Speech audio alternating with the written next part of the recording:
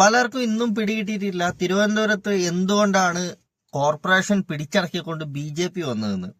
അപ്പൊ അവിടെ നടന്ന കുറെ കാര്യങ്ങൾ വി രാജേഷ് തുറന്നു പറയുന്നുണ്ടായിരുന്നു. ഇതിനു മുമ്പ് പറഞ്ഞൊരു സംഭവമാണ്.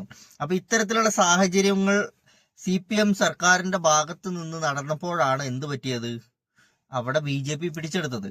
അപ്പൊ ഞാൻ ഇതിനു മുമ്പ് കുറച്ച് വീഡിയോ ഒക്കെ ചെയ്തപ്പോൾ കുറച്ച് ആൾക്കാർ വന്ന് പറയുന്നുണ്ടായിരുന്നു കോൺഗ്രസിന്റെ സഖ്യം ഉണ്ടാക്കിക്കൊണ്ടാണ് BJP അധികാരത്തിൽ വന്നതെന്ന്.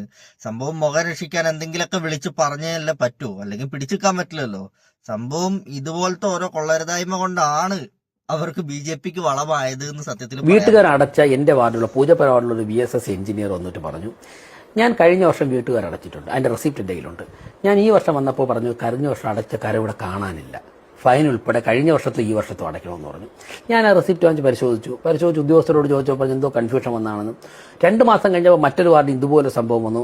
സമാനമായ അനുഭവം ഒന്നിലും രണ്ടിലും കൂടുതലായതോടെ ഞങ്ങൾ അന്വേഷിച്ചപ്പോഴാണ് മനസ്സിലായത് സാധാരണക്കാരടയ്ക്കുന്ന വീട്ടുകരമൊന്നും തന്നെ കോർപ്പറേഷന്റെ അക്കൗണ്ടിലേക്ക് പോകാറില്ല. വ്യാജ റെസിപ്റ്റ് പ്രിന്റ് ചെയ്ത് ഉദ്യോഗസ്ഥന്മാർ കൊടുക്കുകയാണ്. ഇതിന്റെ പങ്ക് CPM നേതാക്കന്മാരും ഭരണാധികാരികളും പറ്റുകയാണ്.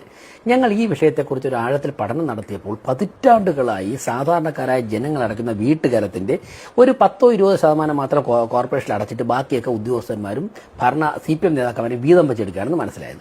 ഞങ്ങൾ സമരം ആരംഭിച്ചു.